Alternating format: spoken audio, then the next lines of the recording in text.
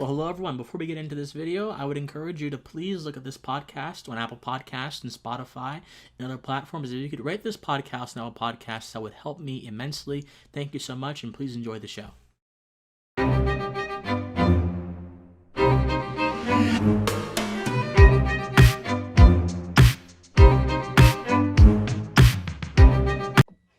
All right. Hello, everyone. Welcome to Pensive Politics and Mr. Watson. I am your host, Christian Watson, and with me today I have one of my favorite public intellectuals, I would call him, and one of my favorite anti-woke activists, James Lindsay, here, joining us to talk about critical race theory and things of that sort. And so, Mr. Lindsay, or James, I'll call you James, how you doing? And just tell the viewers about who you are and what you do before we get started.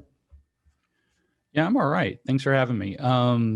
So I run a website primarily is like the main thing I do other than Twitter, obviously. I run a website called New Discourses. It's at newdiscourses.com. My goal with that is actually to provide as much information as possible to people as quickly and freely and accessibly as possible, so that they can understand what's going on with the so-called woke movement that's happening all around us. That's unfolded very quickly, brought us into something, as people are beginning to point out more and more clearly, that looks like a cultural revolution in the United States. So I'm trying to lay out the underpinnings of that, help people understand what's happening, how these theories operate, what's in the theories that underlie what's going on, and how they use language, which turns out to be a very important element of their activism. Yeah, well, so I have this line of thought about this entire thing because for me, as a aspiring philosopher, as a philosophy student right now in university, I like to try to think through things in a methodological way.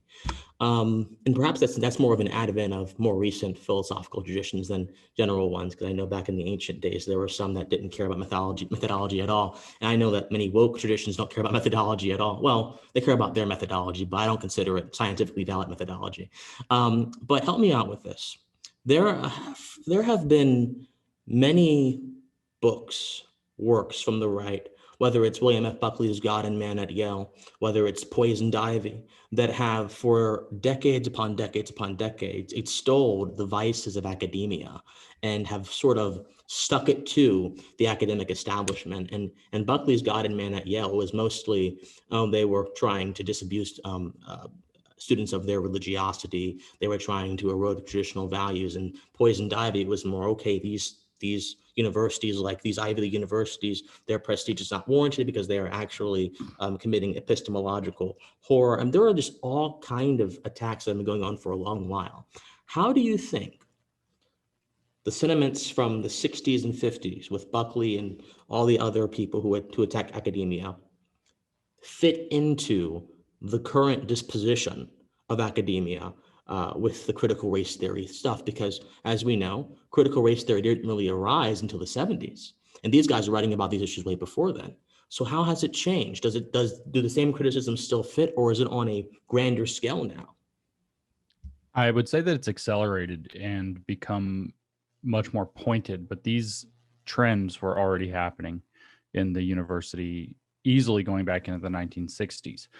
It's somewhere in that time period when leftist intellectuals as activists started to try to change the nature of departments in universities in particular, and the kind of bigger and more progressive and more, I don't know, country clubbish, Harvard, Ivy League, et cetera, schools kind of, took up this vanguard more than others. But the idea was going to be that we were in the civil rights era in the 1960s.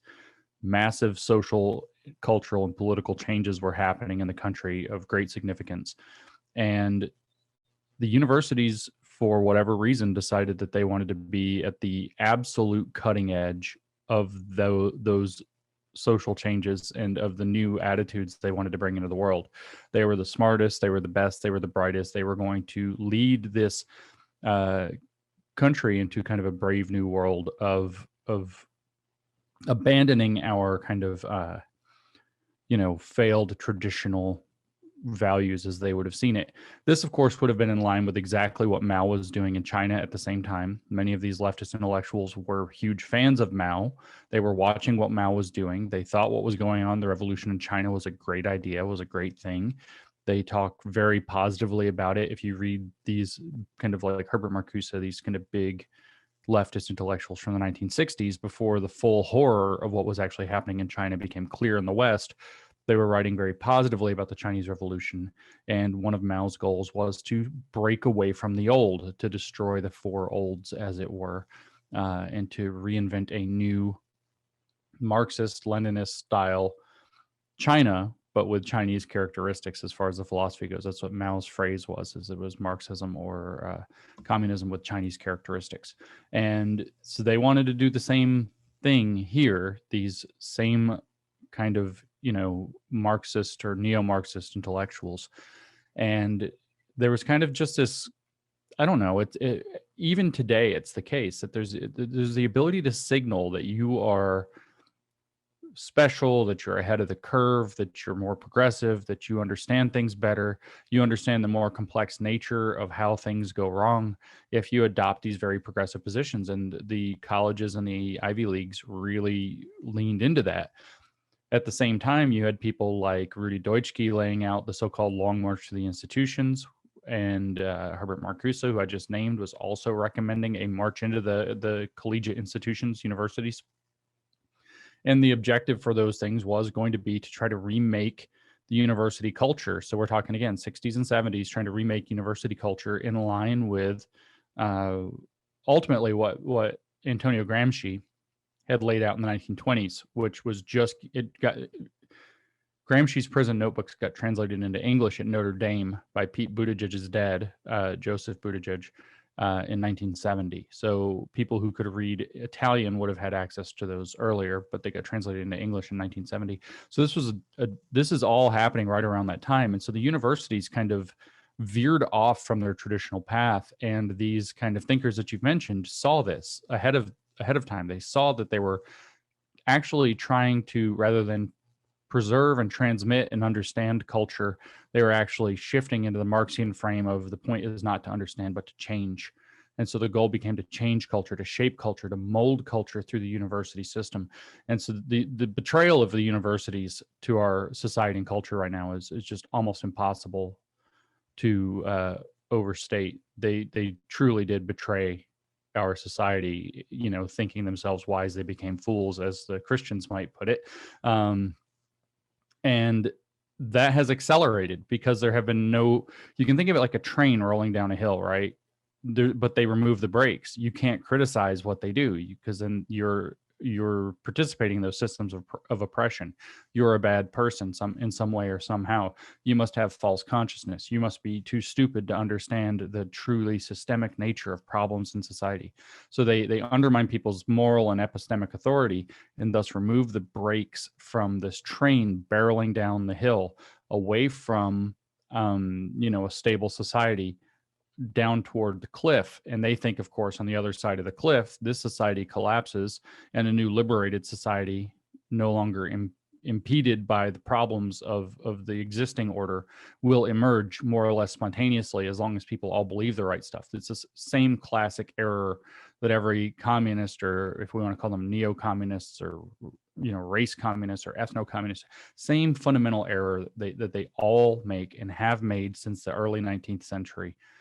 Which is that if you just get the existing order out of the way, a perfect new one will emerge, because that's ultimately the real nature of reality. And the whole problem is that the status quo stands between us and a perfect world, or at least a perfectible world. And doesn't it seem so paradoxical that the moment, if they were to achieve their sort of changes, I think Vogelin would have said, the eschaton, sort of, and Buckley translated Vogelin saying, and to eminentize the eschaton, if these sort of Gnostic revolutionaries would have obtained their goals, they would have then become the status quo, and you would have then seen a sort of self-contradictory status there. Right. That's actually one of Michel Foucault's critiques of the whole project. He became very cynical. He's technically wouldn't be classified being a postmodern philosopher, he would not be classified as being neo-Marxist, but rather as post-Marxist. And that's a Yeah. not insignificant distinction. They both come out of this kind of broadly Marxian line of thinking, but the postmodernists and the post-Marxists more generally had abandoned the idea that such a thing is possible to work out. And so Foucault rightly recognized that if exactly what you just said, if you were to tear down the existing structure, what you're going to end up with is a new structure that fills it in. And so his whole thing was just this kind of pessimism, like, well, let's just keep tearing everything down forever. This kind of perpetual, either whether you want to call it deconstruction or criticism or whatever it is. And this is what, of course, I don't know if you've read Martin Gurry's Revolt of the Public, but that's what he's talking about. Yeah, it's a key text. That's what the internet has enabled, is a world in which we've shifted away from either left-right politics or whatever to that which centralizes or builds, and that which is decentralizing or that tears down. And all the superpowers exist in the decentralizing side because they have nothing to lose and they can tear apart anything they want. And anyone who tries to build something, anyone who tries to institutionalize or create a center through which something can be done, those eroding forces and deconstructive forces are all around them and will eventually tear them apart. And this is the horrific situation that we find ourselves in, that we might describe as living in post-modernity, is that basically it's that all the castles we try to build are now made of sand because people are so eager and content to tear them down, which ultimately comes down to the fact that we've created massive incentive structures for tearing things down. And so the way out, this is a vague way out, is to reverse those incentive structures to where people who are just tearing things down are held with derision and shame, right, rather than held up and given prestigious appointments and endowed chairs and, big appointments and huge rewards and fellowships and scholarships and grants and every other damn thing that's happening right now. We're rewarding the wrong things. Yes, we are. Yes, absolutely. And to focus on this point of deconstruction and what I see, not inherent into the idea of deconstruction, because the idea of deconstruction, in my opinion, can take multiple forms independent of any particular social context. But the context we've seen deconstruction manifest in, insofar as the Marxist class rage, and then how that sort of neo-Marxism kind of translated into the race theory and the gender theory and all these other sort of academic rhetorical devices. I think, and tell me if you think I'm making an amateurish mistake here, but I think very deep below the foundations for all of these ideas is pain. I think very, very deep below the foundation for Marx's economic system and the value system of his followers, even though I don't think really Marx really gave an ethical value system at all, which is one of the problems of his philosophy, is ultimately pain. It's rage, and it's an inability to understand one's rage in relation to an introspective quality. It's an inability or an unwillingness to do so. I think that we all have the capability for introspection. And so when individual rage manifests on a broader scale and is then seen as only solvable by political action, I think you get things like Marxism. But if people recognize that rage and pain, these things exist in your private sphere and you can handle them and they don't sacrifice their power to this amorphous authority beyond them, I think that you get less of Marxism. Am I making a little sense, or am I? You're making a lot of sense, actually. So, this is what Nietzsche named ressentiment, which is like resentment on steroids. Or I like to use the phrase curdled envy. It's like, if you can imagine like envy as like a pot of milk that's gone bad and has sour chunks floating in it. That's resentment. That sounds disgusting. Yeah, well, that's what it is, though. Is it's like resentment that's bred out of envy, that's turned, as you said, angry. It's filled with pain. It's filled with the desire for vengeance, the desire to tear down that which you don't think is rewarding you. It's also, as psychologists today might put it more accurately, it's a move toward external loci of control. rather than internal. So rather than seeing the problem as something that's within you or something that was within your range to solve, you see it as something external to you, something that's moved into the realm of the so-called system. And so throwing rocks at the system or trying to tear down the system becomes the project, rather than looking into yourself and saying, what am I doing wrong? What can I do right? More importantly, even if you're not doing anything wrong yet, what can I do to improve or rectify the situation? And within a capitalist system, of course, the idea is, what can I do in a way that it also becomes often marketable, or in a way that helps other people, in a way that there becomes, a basis for economic exchange or whatever. And if it turns out, we have all kinds of programs, or approaches, I should say, not programs. If you can't figure out a way to make it economically viable, that's what foundations are for. And that's why we give them nonprofit status. And so you can create a foundation and bid for whatever. This is ultimately, I just talked about one axis of the culture shift that we're undergoing, which is a shift to centralization or institutionalization versus decentralization. And a lot of people think of that in a very positive way. They think about like cryptocurrencies and blockchain and so on, and they think, oh yeah, decentralization is good. But decentralization has the problem that it doesn't have any building capacity of its own, which becomes, it doesn't have any capacity to create institutions. It only has the capacity to get away from them. So it's double-edged. But this is another axis, and this axis is responsibility versus resentment, to put it as simply and plainly as it can be put. There are people who are willing to look at a situation and say, how can I take responsibility to make this better, whether it's my own circumstances? That's Jordan Peterson says that, you have to clean your room. You have to take responsibility for yourself. Then you can go out and start taking responsibility for the world. That's clean your room, get your own affairs in order before you try to change the world, or something like that, his 12 rules. And this is correct. There are people who are ready to take responsibility. What can I as an individual do? How can I form networks and teams and groups of people around me who are willing to take responsible action to improve the circumstance? And then there are the resentfuls, who are angry, resentful, vengeance-filled, and willing to blame the system, and willing to blame literally anybody but themselves, so that they don't have to take responsibility. And then they expect, as you said, a state to be able to step in, for example, and fill in that gap. And so this split between resentfuls and responsibles, if you will, is another very important. If we were going to create like a new political compass, resentment versus responsibility could be an axis, centralization versus decentralization, or institution versus decentralization could be an axis. And another, of course, would be, globalism versus, or collectivism versus individualism, or globalism versus sovereignty, or something like that. And you could start to map out a new political space where the dividing lines actually lie, not this basic left-right stuff, not even the basic authority versus freedom, although freedom and control is yet another important axis. So there's a lot going on there, but I think you're right about the resentment. I think you're right about the vengeance that's hidden with, Marx was explicit about that repeatedly, that, he was going to get vengeance on God. He was going to get vengeance on the society. He's just angry. And that's a huge part of it. I don't know if this is true or not, but I talked to a guy who's got some psychological chops not that long ago, and he told me that the population divides, if you just break it down in terms of, likelihood to take responsibility versus likelihood to fall into resentment. The population divides, where roughly 2 out of 10 people, roughly 20% of people, are naturally bent toward they'll always take responsibility.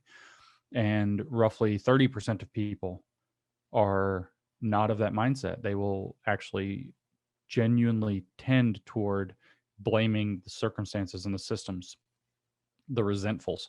And then you have this battleground for the 50% in the middle. And it's a hard battleground, because if your society has too many resentfuls, it collapses. If your society has enough responsibles, it flourishes. And so, survives, continues, and flourishes and builds. And so the question becomes, how do you do that? If you think of that axis, you have a question at the decentralization question of how much is too much? What's the right amount? How do we preserve institutions even when we need to try to decentralize in other ways? In other words, really, how do we decentralized power within institutions while maintaining the institution.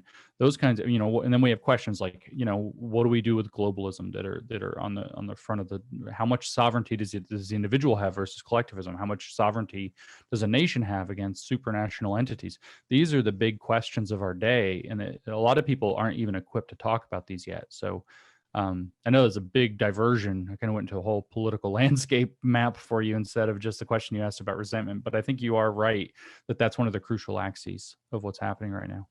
No, I think one of my catchphrases is that what I try to do is I try to connect the human with the political and the political with the human. And all I mean by that is that there are just some things that are within our nature that will naturally be reflective of our social interactions. And I think politics is kind of the culmination, the sort of ordered culmination of social interaction. So I think that it all is interrelated and it's all very important.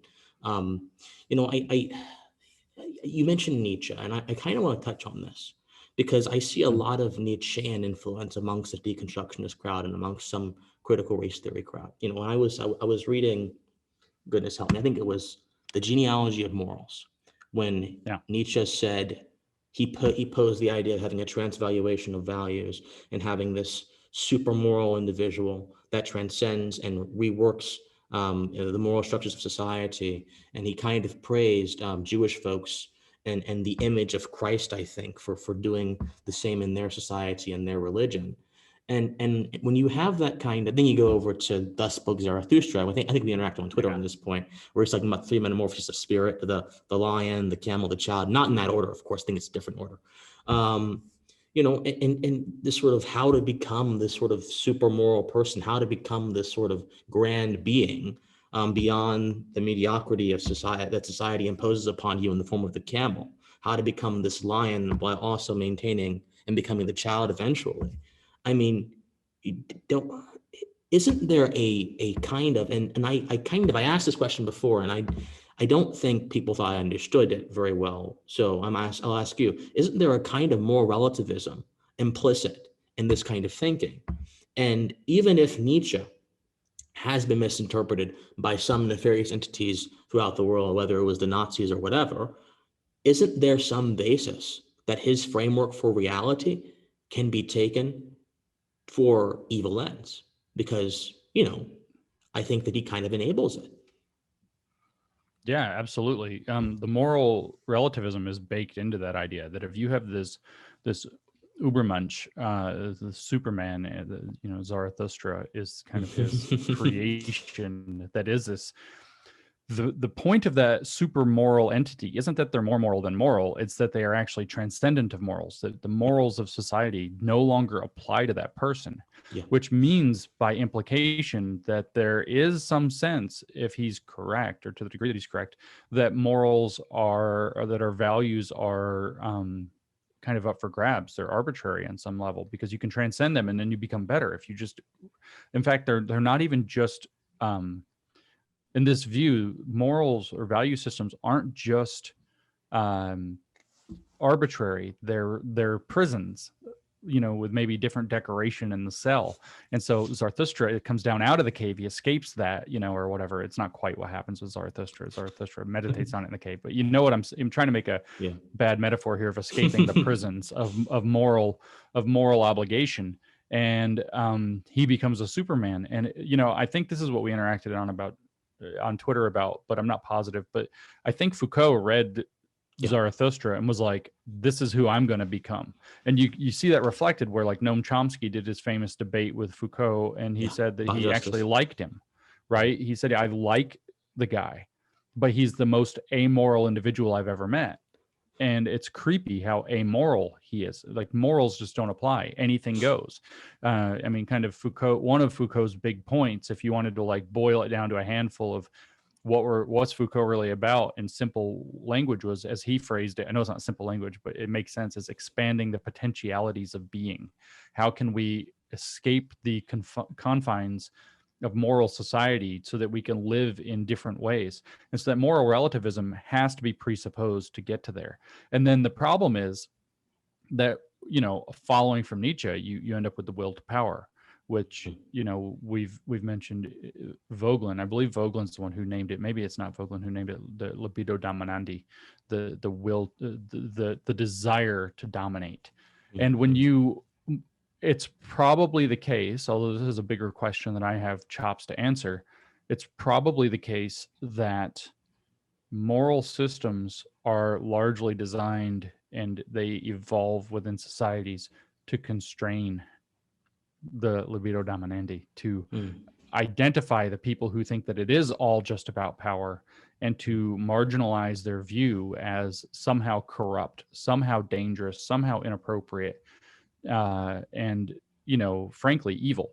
And so I think that this is a place where, you can say that Nietzsche, in some very real sense, becomes the consummate critic in the same, German critique style that, you have with Marx, you have the critical theorists, but his was of the idea of morality, and when you decide that you're just going to level an absolute, you have Kant doing his critique of pure reason for good and for ill. You have over here, though, we have Nietzsche doing a critique of morality at such a profound level that the outgrowth of that, whereas there's a great deal to learn from it, obviously, and he's a very, insightful and brilliant thinker, there's also a great deal of potential for evil and harm that can grow out of that, because morals, for me, morals and value systems are approximations that evolve over time in societies that don't fail.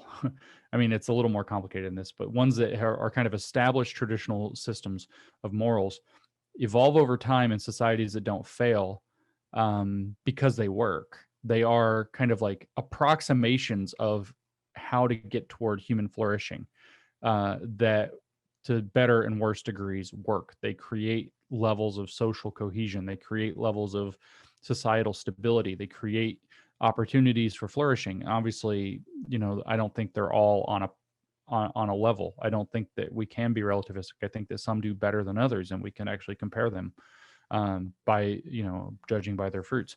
But that said, I think that this approach that we see within Nietzsche is dangerous. We also see, in the genealogy of morals, where he's talking about the slave morality rising up and basically subverting the master's morality. You see exactly the roadmap for the woke movement or critical race theory, which is to get inside and to subvert the existing moral order, the existing cultural hegemony, subvert it from within, turn it upside down, make it perverse, so that which is moral becomes immoral, that which is good becomes bad, and everything turns on its head. And what you will see, if that can't be safeguarded against, is the collapse of the society and replacement by a new one. Maybe, he holds up the example of Jesus within the Jewish society. I know that the Jews wouldn't agree, but the Christians would certainly Christians would certainly agree that this was an example of elevating their moral circumstances, and so that this revolution was good. And that's for the other people to argue about. Whereas in this case, though, you can see, as you pointed out, with the resentment, the rage, the vengeance, and the, frankly, absolute lack of understanding how any damn thing works at all, that these critical approaches like critical race theory and the queer theory and so on are not likely to lead to a higher moral plane, but rather to the kind of failures that we saw under people like Mao and Stalin and Lenin throughout, and even Hitler, frankly. It's kind of like, to be honest with you, my opinion of the woke movement is that it's like taking the kitchen sink of all the worst programs of the 20th century and figuring out how to turn them into one kind of Frankenstein's monster. You got the racism of the Nazis, you got the vanguardism of Lenin and Stalin, you got the Cultural Revolution of Mao. I mean, it's the whole thing. You got the Lysenkoism, although so Lysenkoism was the biological or the agricultural program of the Soviet Union under Stalin, led by a guy, Trofim Lysenko, and that's what it's named after. And we don't see it happening with agriculture, although this, you'll eat bugs and no meat thing might kind of be part of that too. that they're talking about a lot, oddly and uncomfortably. But the medical field has been completely subverted into anti-racism first, even to the point where now you have an experiment at a Harvard teaching college, or Harvard teaching hospital, I should say, that is going to prioritize care by race. This is actually happening. So we have begun medical Lysenkoism in our society, already begun. This is actually already happening. It is not, on the horizon. It's not a threat that might manifest. It's actually happening. And so it's like taking all the worst ideas of the Russian Revolution, of Stalin's hostile takeover, of Mao, of Hitler, and oh yeah, let's just take these terrible communist programs and then throw racism into the mix too. Why not? Let's scapegoat an entire race, and make that sort of it's a running joke now, right? Somebody gets beat up, somebody does a robbery or whatever. You don't have to know anything about it. It's like white supremacist, right? What was that meme that was going around where it was like, I'm the wrong person. It showed like the media. It shows like the media. It's like a family trying to shove like a queen size mattress or a king size mattress in like the back of like a Toyota Corolla or something, right? Like it's not going to go. Yeah. No. And what it says on the people is like, if I'm not mistaken, it's like the media, and then the mattress is white supremacy, and then the car is any damn thing that happens or something like that. They're trying to shove white supremacy into everything. Yep. But this scapegoating of a racial characteristic has been attempted before. This was the experiment of the 1930s that went so badly in Germany. It turns out it was done before in China as well, in the precursors to the Cultural Revolution. We've made these mistakes. And so, this is a very concerning development that essentially nobody in our culture that has any institutional power or authority is willing to say, except maybe Ron DeSantis now, is willing to say, wait a minute, maybe these are really bad ideas. Isn't it interesting that these people are deceived by their own artificial benevolence? We can see it as evil. We both understand. We can use rational methods to determine that this stuff has evil conclusions, but they're deceived by their own benevolence, I think. That's right. I don't think Kimberly Crenshaw, who, the queen pin of this entire thing, or one of them at least, I don't think that she thinks what she's doing is malevolent. I think that she thinks that the systems that she is opposing is malevolent, That's right. And that's right. So on Christmas, I published this essay, and really the point was to talk about Joseph Piper's ideas of pseudo-realities and to combine it with Lobachevsky's ideas of political evil and psychopathy and other psychopathology. And so I wrote this essay. It's called something like Psychopathy and the Origins of Totalitarianism. And what I point out following Joseph Piper is that using language, these very kind of these critical theorists in general have manipulated language into literally believing in what Piper would describe as a pseudo-reality, what Lyotard would describe as legitimation by paralogy. So it has a paralogical structure to it, a false logic that's manufactured in language by the force of consensus, but it doesn't reflect reality accurately. And the pseudo-reality, the key trait about the pseudo-reality is that what I observed is that when people believe a pseudo-real construction sufficiently, and they are convinced of its moral necessity. So there's your being seduced by their own beliefs about their benevolence. They no longer possess the capacity to distinguish, to understand reality. They only understand what they see in terms of the pseudo-reality, the pseudo-real description of what they see. So in the critical race pseudo-reality, the first premise is that the society is fundamentally racist. It is the fabric of society, that racism is the ordinary science, the underlying operating system. The question is not, did racism take place, but how did racism manifest in a situation? That's the underlying assumption of that pseudo-reality. That is the first, and there are others. There are other core presuppositions that they take.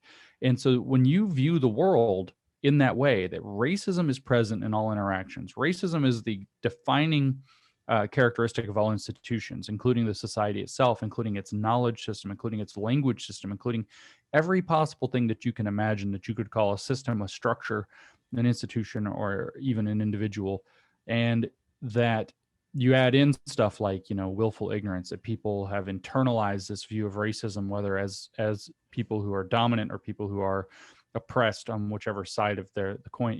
When you have this completely kind of hermetically sealed worldview that presupposes that racism is everywhere, always, it's imminent just beneath the surface, every instance of, even impoliteness, or, I mean, it's not even like, I'm trying to think of there's not even a word for how stupid some of this stuff is. It becomes like so the thing ubiquitous.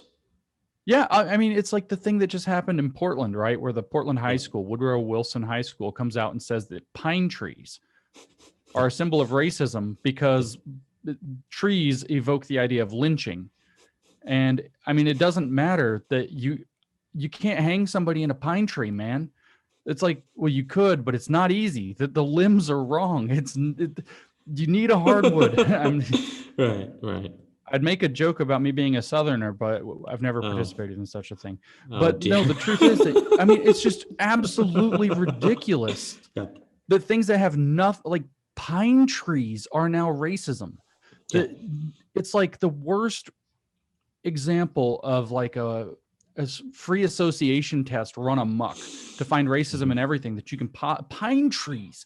And so at that point, it's like, when you actually believe that this is how the world is ordered, to the point where you think that it's not even like, oh, racism used to be in this, or that has racist roots, or pine trees, they have nothing to do with racism whatsoever. Nothing. You cannot find a way that pine trees are racist in reality. When you actually believe that, and you think that you're challenging that, you do think that you're moral. You do think that you are on the alleged right side of history. But the problem is, and I mean this in a very genuine way, but not in the totally literal way, you are psychopathic.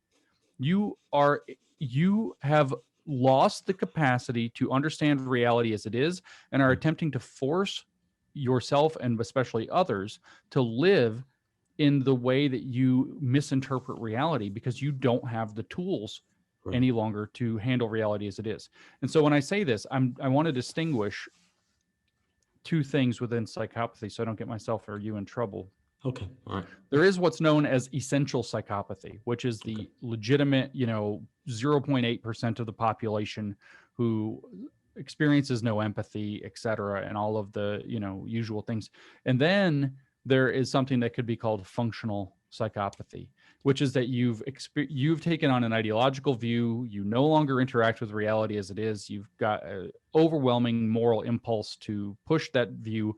And so that it results in, say, a dramatic narrowing of your range of interpretations, and especially your range of compassion and empathy. They talk about compassion and empathy all the time. They have the narrowest range of compassion and empathy I've ever seen. They are unable to care about anything except the problems that their pseudo-real theory says exist in the world. And this is you can't scapegoat an entire racial group without massively narrowed empathy. And this is in a sense a functional form. They're not psychopathic in like that there's something wrong with their brains and that they suffer or benefit from whatever it happens to be, that condition. It's that they have become functionally psychopathic by enacting an ideology and trying to live in reality as though it is this pseudo-reality described by their set of beliefs. The ideology is psychopathic, so they become psychopathic by enacting it. And the thing is, if you were to say, take Queen Pin Kimberly Crenshaw, I like that, and you like, if you had magic powers, right, and you could go up to her and snap your fingers right in her face, and all of a sudden she's like, oh crap, this is all wrong. 2-3 months, or at least 18 months or so, a year and a half down the road, because you see this with people who get caught up in cults. You see this with people who get caught up in, kind of perverse religious things or whatever else, that they suddenly, if they break from the cult, it takes them a year, sometimes a few months, sometimes a year and a half or so. And all of that twisted thought unravels. Having come from the atheist movement myself, in terms of where I got my start being a public figure, if you will, I watched that happen with so many. I mean, it was a thing that it was like our testimonials in atheism land were like the unraveling of the religious mindset, for where it all, like, you finally, the the outermost thread tore loose and the whole thing just starts unraveling. Same thing would happen here. Any such, any cult would certainly have this, and these critical theories are certainly a cult. I have a much broader and warmer view toward healthy religion now than I did 10 years ago, but so it's nothing like that. But the fact is that these things can happen. People who are caught up in cults can be deprogrammed from the cult, and when they do, they don't continue to act in a psychopathic manner. So that's what I mean. But the difference between functional and essential psychopathy, you can't deprogram an essential psychopath. It's how they're wired, for good or for ill. Yeah. Which now, of course, we're playing a little bit of armchair here, but that's fine because I think these are important insights. I don't think anyone would have presumed to been able to disabuse Jim Jones or Charles Manson of their mindsets.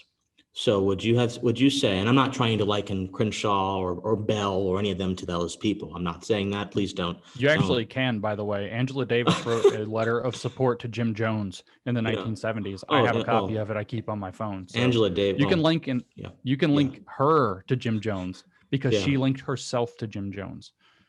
She's a terrorist. Charles Manson, we can't link. Yeah, she's a terrorist as well. Angela Davis. Absolutely. Yes. I can't believe that That's right. And she's a student, just to draw the link, she's a student of Herbert Marcuse, who we named earlier. And she's cited as one of the most influential thinkers to Kimberly Crenshaw, who we just mentioned as well. So she is a bridge between the angry neo-Marxists of the 1960s to the critical race theorists of today. It is an undeniable link, even besides the fact that her activism is still all in line with that, her prison abolition movement and police abolition movement. She's still running and leading. It's all still there, but the link is there also in the citations. Kimberly Crenshaw read Angela Davis, and Angela Davis said she was radicalized by Herbert Marcuse.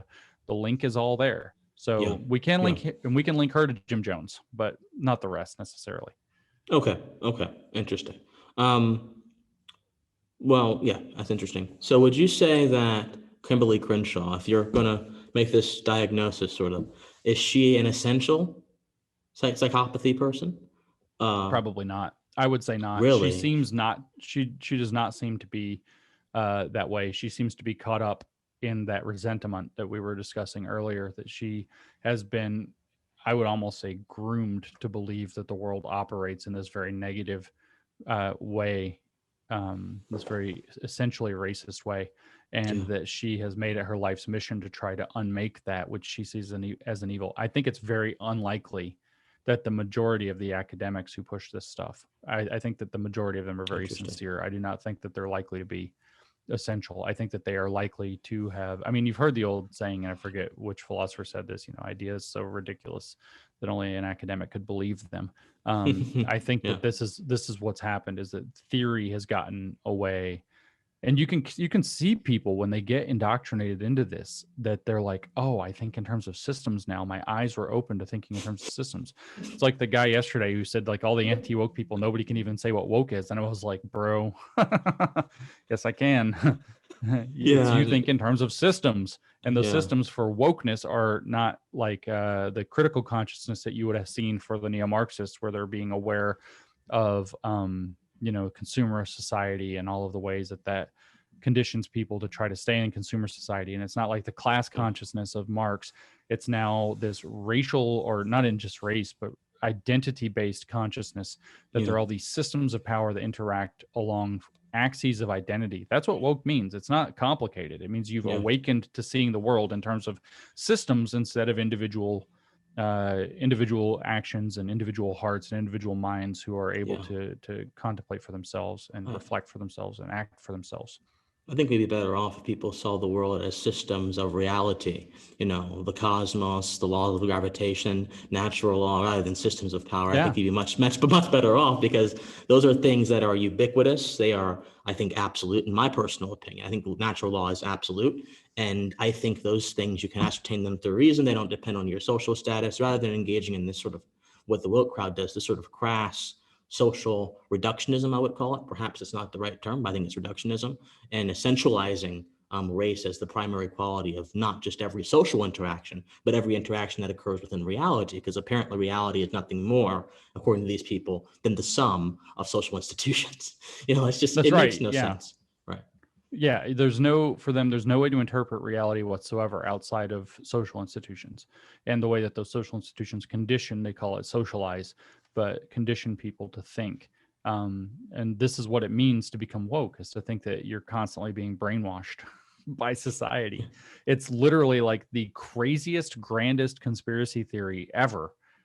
And they're able to completely dismiss everybody who goes against them by calling them all conspiracy theorists. Where, I mean, I of course always tweet about the iron law of woke projection, but it's like, Yes, holy cow, Your Twitter is wild, man, I have to say.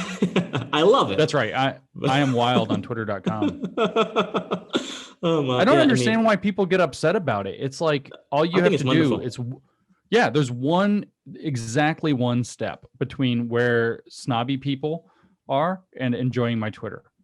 One step exactly, which is Twitter's not real. That's the whole thing. Once I fully embrace the idea that Twitter is kind of like, it's kind of like a word-based video game, if you will. It's not real. It's just making noise about things and playing a particular kind of game. Once you kind of understand that, all of a sudden, you stop clutching your pearls at everything that you see, and you stop taking everything, first of all, but more importantly, yourself quite so seriously. It's such important advice to take yourself less seriously on social media anyway. Oh, I agree. I think in life, but you have to. I think that it takes a certain amount of introspection to know what is appropriate for what venue. And in my opinion, this sort of text-based medium that is ultimately, in my opinion, an impersonal medium of communication, I think you can be a little bit fun there. Why not? But I've seen people, and there was this one individual, I won't mention his name, but there was this one individual who tweeted at you saying that the grievance politics of James Lindsay is not what we need, this writer individual. And I was thinking to myself, and I said, James, do you get this often? He said, yeah, I get this from leaks, and I'm just like, it's just a shame that there are just a contingent of people in the intelligentsia who think that if you do any kind of work outside of the auspices of some official institution or whatever that doesn't give you their imprimatur, you're less legitimate.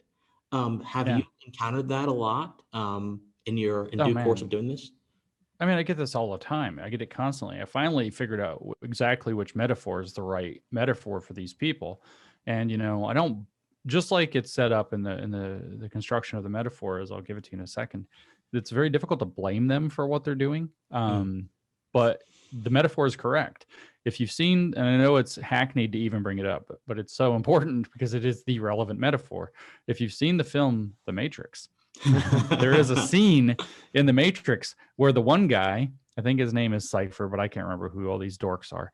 He's got little like facial hair, and he's like, I just want to have steak. Like, I don't care. He's eating the steak, and he's like, I know it's not real, but I don't care. I don't want to have to eat like whatever the guy's porridge that tastes like glue is anymore. I don't want to have to live on the lam down in like a hidey hole in a cave or inside this uncomfortable cramped spaceship thing. I want to live like it's the 1990s again, at the height of human civilization as it's framed in the movie. And I want to be rich, and I want to have steak, and I'm willing to sell some people out to get it. And that's what it is. It's people who want what they want is the institutions of society, as they understand them, have been rewarding them. They've been giving them status. They've been giving them that's exactly what you were just mentioning. They have status tied up in the idea that they have institutional affiliation. They've been given a fellowship. They've been given a grant. They've been given money. Usually it's not about money as much, though, as it is about status. It's about, because these are usually, fairly middle class, comfortable people mostly, who are less worried about whether or not they're going to stay comfortable and more worried about whether or not they've got the right bona fides on their CV, if they're going to get invited to the right parties, if they're going to be able to hobnob with the right people and play the game and rat race. They want to be plugged into the matrix because the matrix is comfortable for them.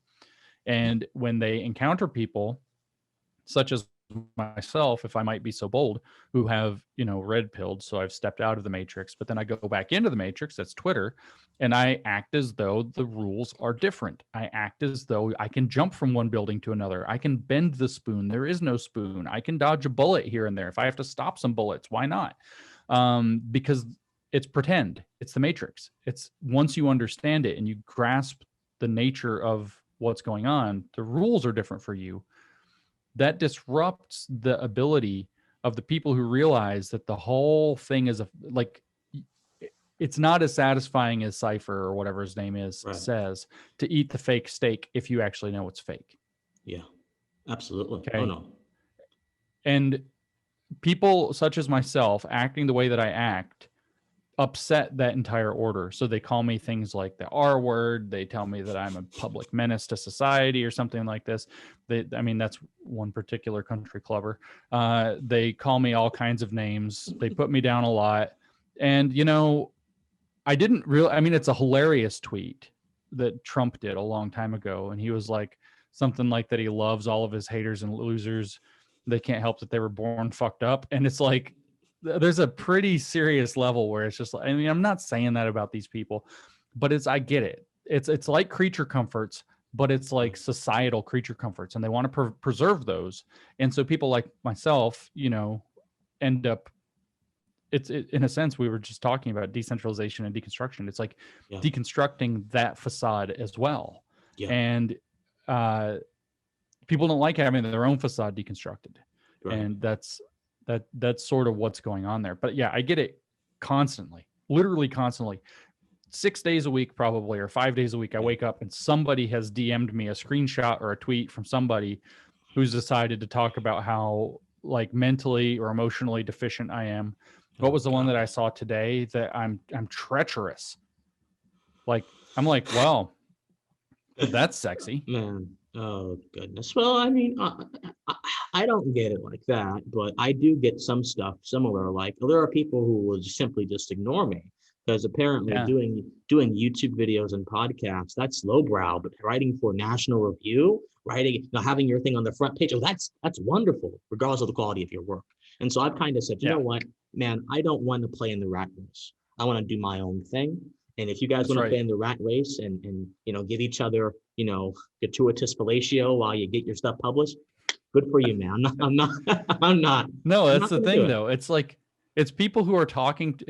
Have you ever been to a party and, you thought you were kind of like in the crowd, but you don't really know the people real well, but you get to the party and then the people are having their own like conversations, and maybe it's just me, this has happened to me a few times, you just can't find any way to like create a real connection with anybody. It's like they're all kind of I think Seinfeld had like all of these episodes about parties like this, and you just can't connect with anybody because they're all kind of, it's not that they're better than you, it's that they're literally excluding you because you're not part of their clique. And like, you are very much so made to feel like you're too weird for these people who maybe you esteemed or whatever. And that is the rat race. They're writing things to give each other pats on the back. They're writing things to congratulate one another, to feel proud for one another. They want their pat on the head from their favorite intellectual heroes. They want I won't name any intellectual heroes, but they want a pat on the head or a slap on the bum from whoever that's like, oh, you did good, and it's this whole, and in a sense, it's very fake. And in a sense, and when you look at kind of, if you're very generous with the critical theorists and the postmodernists were complaining about, it is what they were complaining about, is that there's this whole fakeness, this whole inauthenticity to modern contemporary life. And that you look at what Marx is talking about with bourgeois values, and that's really what he's talking about, is that there's these country clubbers who don't want anything to do with the likes of you. And, they have their own little system of values, and the whole thing is built up around gatekeeping so that, occasionally they'll induct a new member or induce a new member, but not very often. And, then you've had, I don't think they do hazing and stuff like a fraternity, but then you've been, branded as one of the cool kids, and you get to be a cool kid, and you get to go to the parties, and you get invited to things, and you're going to get to meet and network, and you're going to get new opportunities, and somebody's going to know something, and there'll be some financial rewards to that. And you end up in this kind of club, And I mean, there's something literally wrong with me. I'll just say that, because I never wanted to be in a single one of those things. I don't want, like, if I find myself in those things, it's like, how do I get out of this now? What if I, like, shit, No, I'm in like a cult. How do I get out? Like, I think it's wonderful, James. I do. I do. I mean, I think that, you know, Emerson, one of my favorite thinkers, even though I think he is much in the vein of Nietzsche in some ways, but there are tidbits of wisdom hidden throughout his work. Emerson said that there is nothing at last more sacred than the sanctity of man's own mind. And I think that there's something to that. And he said, he whoso would be a man must also be a nonconformist. And the real mark of a man, I'm paraphrasing now, the real mark of a man is he who can maintain the sweetness of solitude in the midst of the crowd. So there's a sort of relational quality here to being a man, being able to know what your values are, understand what your values are, not isolate yourself, but have enough distance, you know, have enough solitude within yourself to know what you're going to value for yourself or not. He wrote a different essay on solitude. He wrote for the Atlantic, when the Atlantic was actually, you know, I was more impressed with it. You know, he wrote, I think they do some good stuff today, I think, but I think they do some good stuff. I mean, Hitchens wrote for the Atlantic, so I mean, I can't bash him too much, and I don't agree with Hitch on a lot, but I respect him. I respect him as an intellectual. I wish his voice was still here. I think that he would be abhorred by the woke stuff, in my opinion. I wish he was still around. But you know, he also wrote that, you know, you should have solitude, but when you go to social interactions, wear your own garb. Wear your own garb. That's exactly the big right. point for me. So, Yeah. I mean, I think that you're wearing your own garb, and that's wonderful. I try. I mean, and on the other hand, it's like somebody asked me the other day, as far as garb goes, they're like, "Are we really in this deep of an emperor has no clothes moment?" Yeah. And I was like, "Man, I know this is going to get a little colorful for your No, podcast, please. but Please, I was please. like, man, the emperor is literally doing the helicopter dick dance out in the middle of the public square, and everybody's still saying, 'Look how fine his robes.'" And it's like, dude, you know, it's like he's in there, he's just like playing with it, and people are like, "No, it's such a pretty Oh, shirt." no. And it's like, it's really bad. I mean, it's this obvious at this point. You know, when we were trying to point out, you know, a couple of years ago about this, we are playing the Emperor Has No Clothes game, and it was like, you think, and now it's like, God, how do you not? What's wrong with you? How do you not see this? Exactly. So, you know, speaking of institutions and country club stuff, you know, my exposure to collegiate debate, as I said in the testimony, no, excuse me, my exposure to critical race theory was in collegiate debate. And, you know, I figured it's be a fun idea. Why don't I go through some concepts that a lot of debaters use and ask you, you know, how they connect? Because I promise you all of them are critical concepts and how they connect with the general critical race theory stuff. So would you be up for that? Okay. We can try it. All right. All right. So there is this one theory, I'm not sure if you're familiar with him, by Frank Roderson, called Afro-pessimism.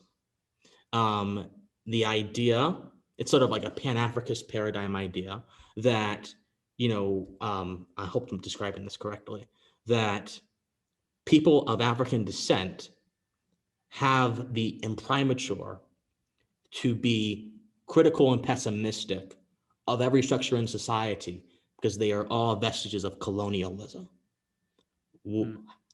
Is this a theme in critical theory? I assume like the colonialism stuff is kind of a theme. Yeah, I mean, so critical theories, you know, were kind of in their very pure form for a while, and then they kind of started to split into these different disciplines, and the colonial aspect is actually gigantic. Post-colonialism is one of the places, in fact, not only where critical theory took off and its most vigorous arguments, you know, all the early neo-Marxist arguments were like anti-imperialism, anti-colonialism. They really tapped into that.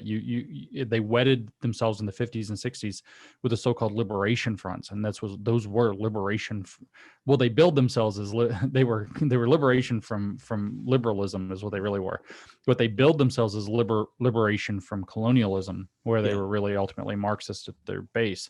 And so, you know, that was a huge thing there. And then the postmodern side, the postmodernists were really, you know, interested in talking about the colonialist aspect. And so very quickly, the postmodern theories were then appropriated by activists like Edward Said, scholar activists and Gayatri Spivak and a handful of others. So the colonialist aspect certainly became this huge theme in these critical theories. And that Afro-pessimism that you mentioned would fit squarely within that tradition. Then is like, oh, well, let's just take the lens that somehow colonialism has screwed people who look like me over, and therefore everything must be somehow tied back to that system of domination that did genuinely reshape and reorder much of the world for a few centuries. But to maintain a pessimistic viewpoint within that would be very much in line with the critical theory approach. That's really kind of that's why we called the book that we wrote Cynical Theories, instead of Critical Theories. Absolutely. Okay, so there's this strategy in debate, like literally, this is a strategy that debaters will employ. It's called retelling time, where they will quite literally reimagine something and try to tell it from the perspective of a woman, of a gay person, of whatever identity. And this really only works for the minority debaters. If white debaters do this, they'll be called racist and white supremacist, and they can't do this. So this really only works for the minority debaters. Is this a theme in critical race theory? Yeah, that's the telling of counter stories. Which is one of the core, like if you look at the core pillars of critical race theory, for some reason, you don't see this in queer theory, you don't really see it in post-colonial theory, but you do see it in critical race theory, is this tendency to list, like, this is what we're going to do. This is what critical race theory is all about. And usually on the list, virtually always on the list, is the use of counter narrative and counter storytelling. And so this isn't quite identically the same as a counter story, but it is the same idea. It's like, oh, well, you just told this story, you just offer this perspective. Now let's look at it again through the lens of a frankly angry black person or whatever, and who you are irreverent, my friend. I am, but it's true. This is, and the thing is it's a tragedy is what it is, because there is, I think, the need to expand these perspectives, but then to turn that into a tool that's used to win debates or to tear down people or silence other people, or rather than seeking truth, it now becomes a mechanism of applying a dialectic that's meant to twist things in a particular direction and create advantage for the person doing it. That's a tragedy, because I think that there is a tremendous value actually in telling those kinds of counter stories. And I actually do think it's a tragedy, and especially then it's also gets applied, by the way, inappropriately within critical theory. Is well, the science says this, well, here's a counter story to the science. It's like, sorry, that's not really how that works. Well, the data show that there were however many, this is a big example that came up recently, the data show that there were this many shootings of unarmed black people by police in 2018, 19, 20, whatever it is. And then the reply to that is, well, it feels different. And it's like, I mean, the number is still the number, and why it feels different then becomes, I think, a productive avenue for research. But then to say, what we've seen over the last year, which is, oh, well, we have all of these rights to, now loot, to burn, to throw down, to, like we're seeing right now, the threats if the trial of Derek Chauvin doesn't go the way that they want it to go. Well, why? Because it feels to people who look like us, which most of them are like, stop burning down my neighborhood.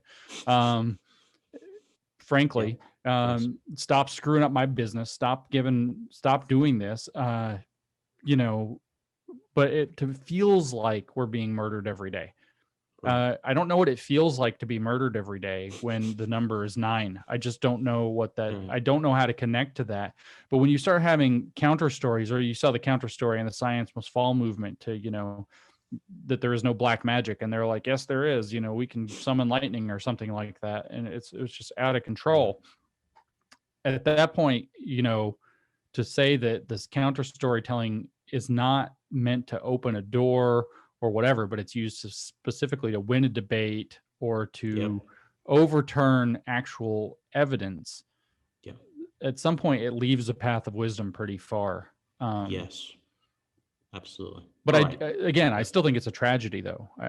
But this is a theme within critical race theory, to retelling time, to reframe ultimately through some critical perspective. In other words, if we really want to drag it back to what the mechanism here is the original thing is the thesis, and then retelling time presents an antithesis. And Yeah. at best, you're going to head toward a synthesis, which is The the dialectical Hegelian, process. the Hegelian Exactly. dialectic, right? Yeah. That's Yes, right. sir. Or you're going to follow Theodore Adorno, critical theorist method of negative dialectic, where you tell the thesis, you tell the antithesis, and you just leave it. And then the thesis and antithesis have to be compared rather than synthesized kind of separately. And that's where all of a sudden some other, how do you determine what's true at that point? And this is what you see within critical race theory is, well, whoever's more oppressed, their story counts more because we've heard it less and it's been excluded. So now we have to listen to that instead of, well, we've heard the scientific perspective for years and that didn't do anything. So now we're going to listen to this, we feel like we're dying every day, even though we're not. Yeah. Perspective, and have to forward that over. That's the logic there. That is the conclusion of the, say, negative dialectic, which is that you thesis, antithesis, leave at particulars rather than synthesis. And so all the grievances of queer theory and gender theory and Black feminism, Pan-Africanism, all of that is kind of subsumed under this sort of counter-narrative idea. And a lot of it, you would say, is probably motivated by rage. Yeah, I mean, that's the whole thing, is that literally is the whole thing, is that the goal of all of these critical theories is to forward a counter narrative to establish a counter hegemony that will then be used to seize power at a society that the people are angry at. Interesting. Often for reasons that have bases, but that are also distorted. Yes. I wouldn't say that they're usually, by the way, false reasons. Yeah. Often that is the case, but much more often it's that they're distorted reasons. Yes. It's that perspective, that pseudo-real perspective on what's actually happening has distorted. It's like looking through like a dark lens or a funhouse mirror or something at the circumstances. I used to say looking through the wrong end of the telescope at the issue. Right, absolutely. Another thing, anti-blackness. And this is kind of used to talk about capitalism. It's used to talk about anything that it's used to as an expression of emotional fervor. There were times where debaters in the round would say, you know what, Judge, this team, you should write them off because they're being anti-Black. They're trying to say that Black people should be beholden to the capitalist system. The capitalist system hates Black people. They would quote Malcolm X and say, and the Black Panthers and Huey Newton, all of them, and say we need to control our own production, stuff like that. How did anti-Blackness come out of the critical race theory tradition? Anti-Blackness is one of the fundamental assumptions of the critical race theory tradition. It is that the whiteness in society is inherently anti-Black. And so anti-Blackness is actually a core property that is ascribed to whiteness. So this is where you also get the idea, by the way, that other races that are not Black can be white adjacent. Hispanics can be white adjacent, or Latinos, I guess, whichever Asians. Asians are certainly white adjacent, but it's and that's because they can share in anti-Blackness. But then the thesis then is that Black people can never be white adjacent. Black people can never be admitted into whiteness because Blackness is anti-whiteness and anti-Blackness is part of whiteness. And so they have this very, Black-white racial dichotomy that then gets forced upon everything, with this fundamental assumption that whiteness is excluding Blackness as kind of like frames for viewing and interacting with the world. Whereas, it doesn't seem to be what's really going on in many cases where, they see the calls against cultural appropriation. What I see is, again, with the iron law of woke projection, I see a lot of good intended attempts to include or appreciate or get involved with the mixing of cultures as obviously happens. Then you have these kind of, again, sort of resentful, angry folks talking about, rather than being enthused about this or working into it or taking advantage of it or capitalizing within it, they then say that this is cultural appropriation, and they're engaging in what boils down to cultural protectionism and then projecting that onto whiteness. They're like, we're going to protect our own culture, and then we're going to say that that's because you exclude our culture, but they're actually excluding their culture themselves. Again, iron law of woke projections everywhere. And so, yeah, the concept of anti-Blackness, and I think it's one of the most damaging concepts in critical race theory, holds that basically all the races in the world, except for the Black race, which is, of course, this complicated concept in and of itself, are anti-black. They have access to anti-blackness that grants them access to whiteness. That means that there's an incentive structure for them to be anti-black, and it's like a way to just put on steroids this kind of black victimhood mentality that you've heard many, not kind of grievance mongering black thinkers over the past century point out. I mean, all the way back, but it is anti-blackness is set up to be one of the intrinsic properties of whiteness according to critical race theory. And so the explanation for why you see it utilized as a tool is because people following the civil rights era anyway overwhelmingly understand that racism is wrong. Racism was an immoral thing that we should not have done. That is evil. And I say we in the royal sense because we today weren't there. Right. Oh, yes. And so we understand this, and it therefore carries kind of like this moral weight to be able to just tag something with that. It's like, I don't know, it's in debate, I would even say it's like a form of cheating, right? It's like, well, make your case. James. Well, I know debate is about cheating, but here's the thing. And my friend Michael Marino, who I really advise you check out, the guy is brilliant on YouTube. No, I know Michael. Oh, you know Michael? Oh, yeah, brilliant guy. He underwent something. He actually had a much worse treatment than I did. He was over in Utah, and this professor Ryan Walsh, who's like one of the biggest one of the biggest big shots in debate, tried to make him argue that white folks should be sent into space. And he's like, I'm not going to do it. And he had made this major expose. He showed in his video, he showed a clip of Ryan Walsh, arguing about how down low men affect the black queer existence. Oh, wow.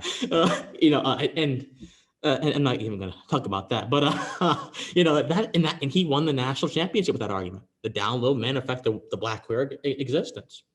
Anyway. Holy cow. And so that's based on Derek Bell's Space Traders, right? The sending white people to space.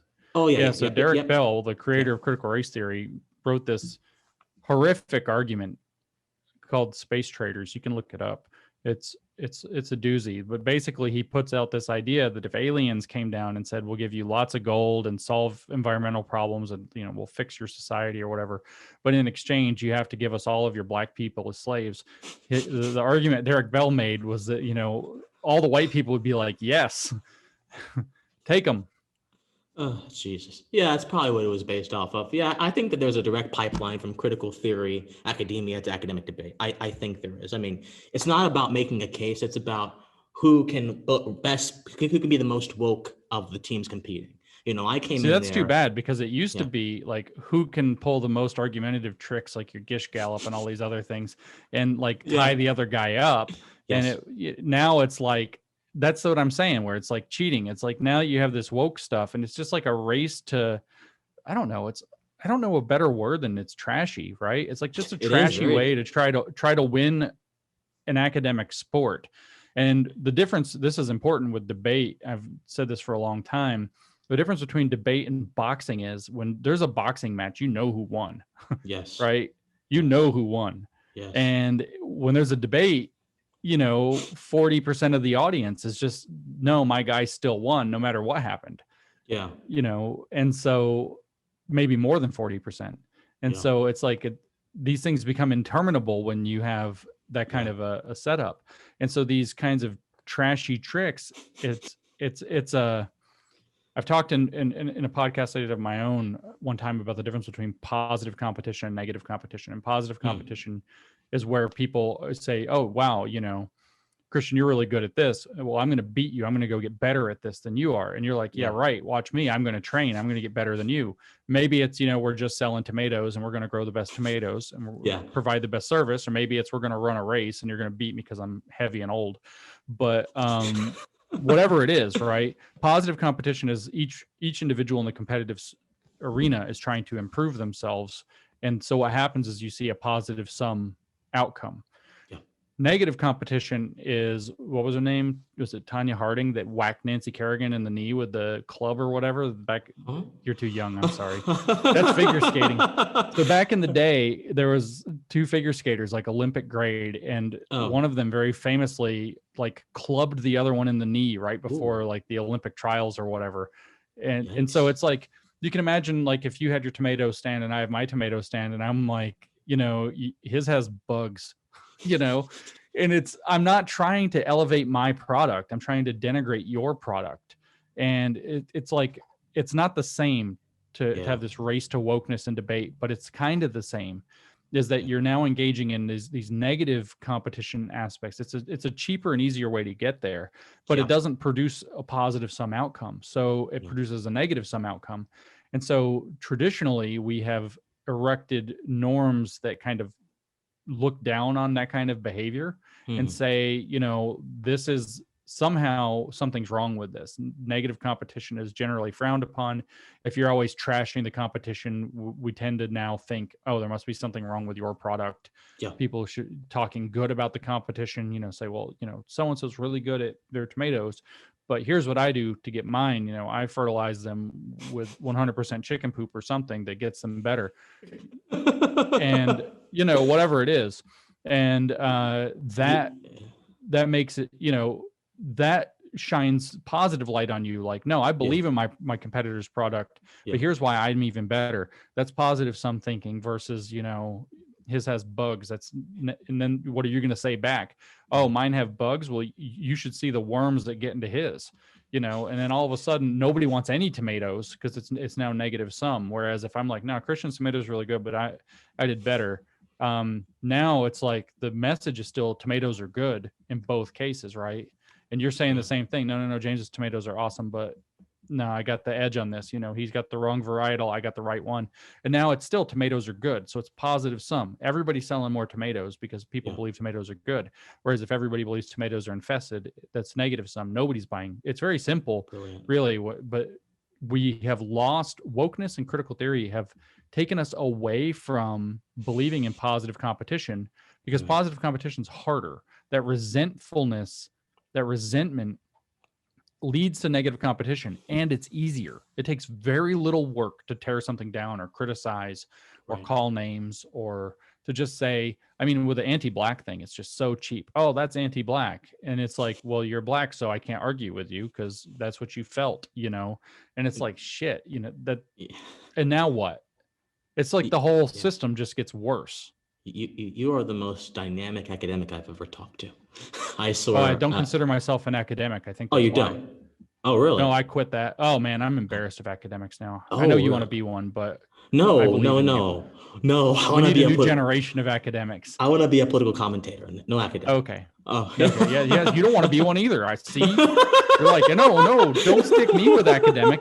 No, I didn't. No, Harvard, no Harvard. It's like that old. It's all that old game show. It was like the whammies. It was like press your luck, and it's like the thing's going doodle doodle doodle, and it's like press your, you whack the thing. And it's like no whammy, no whammy, no whammy. But now it's like no Ivy, no Ivy, no Ivy, no Ivy. Like, oh, Harvard degree, you're unemployed. No. I think that with the internet and I think autodidacticism is much more possible with our current digital age right now. I think that you can totally. And so I think that if you have a YouTube channel and you start something and you do good content and you have informational videos, that's probably going to pay off more in the long run than going through, decades or a decade or so of schooling, getting your PhD. I don't know how long it takes to get a PhD, but getting your PhD, spending all these loans and, having to work wherever. I think that the digital age is kind of just smashed. People like you and Benjamin Boyce are the new teachers of the future, in my opinion. Well, we need schools for engineering still. Oh no, I agree. No, the technicals, and this is the truth though. There needs to be a divorce. There needs to be a great divorce where the technical fields, basically, I think it's going to have to go this way. The technical fields are just going to have to bid the universities adieu and move on and find trade schools, whether it's labs or their own STEM schools or whatever, like Caltech was originally set up to be and largely still is, but they're succumbing a little bit to wokeness now too, to kind of keep it out. The rest of it, there's no problem if you want to be if you want to go to college for history or literature or whatever, that's awesome. And I wish there were rigorous studies of that instead of just critique and revisionism now. Yeah. But and I know there are to some degree. I don't Yeah. want to overstate the case, but they're too corrupted right now, and I just don't see a way back. Right. Absolutely. I mean, I Absolutely. even put on Twitter, Harvard University is a clown college, and I kind of think that's true now. Yeah, I know, and it's a shame. They're publishing 2 + 2 = 5. Like, what the hell?